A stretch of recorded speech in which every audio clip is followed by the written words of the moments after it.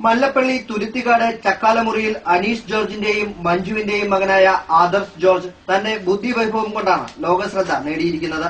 ലോകത്തെ എന്തിനെക്കുറിച്ച് ചോദിച്ചാലും ഈ 5 വയസ്സുകാരന് ഉത്തരമുണ്ട്. 2 വയസ്സും 4 മാസവും പ്രായമായിരിക്കെ അക്ഷരങ്ങൾ കൂട്ടിവായിക്കാൻ തുടങ്ങിയതോടെയാണ് മാതാപിതാക്കൾ ഇവന്റെ കഴിവിനെ ശ്രദ്ധിച്ചു തുടങ്ങിയത്.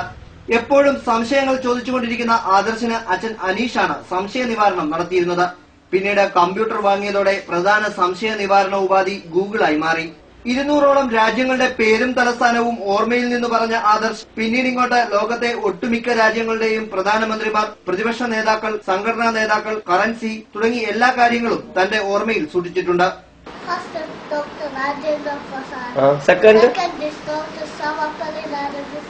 third is fourth, fifth, sixth, 7, 8, 9, 10. കേരളാരൻ എവിടുത്തുകാരനാ? Kottayam.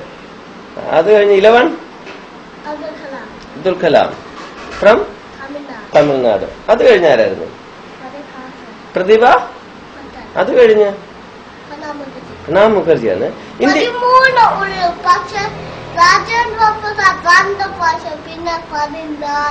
ലണ്ടനിൽ പ്രൈവറ്റ് കമ്പനിയിൽ ജോലി ചെയ്യുന്ന അനീഷിനും നഴ്സായ അമ്മ മഞ്ജുവിനുമൊപ്പം ലണ്ടനിലെ സട്ടനിൽ കഴിയുന്ന ആദർശിന്റെ കഴിവിനെ അവിടുത്തെ ഗാർഡിയൻ ദിനപത്രം ഉൾപ്പെടെ നിരവധി മാധ്യമങ്ങൾ പുകഴ്ത്തിയിട്ടുണ്ട്.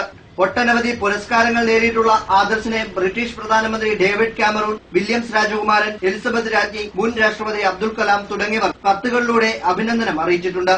താൻ ജനിച്ച ലണ്ടനിലെ സെന്റ് ഹെയ്ലിയർ യൂണിവേഴ്സിറ്റി ഹോസ്പിറ്റൽ പൂട്ടാനുള്ള ഗവൺമെന്റ് ഉത്തരവിനെതിരെ ആദർശ് നടത്തിയ പ്രതിഷേധത്തെ തുടർന്ന് ബ്രിട്ടീഷ് ഗവൺമെന്റ് ആശുപത്രിക്ക് പ്രത്യേകം ധനസഹായം നൽകി നിലനിർത്തിയ ചരിത്രവുമുണ്ട്.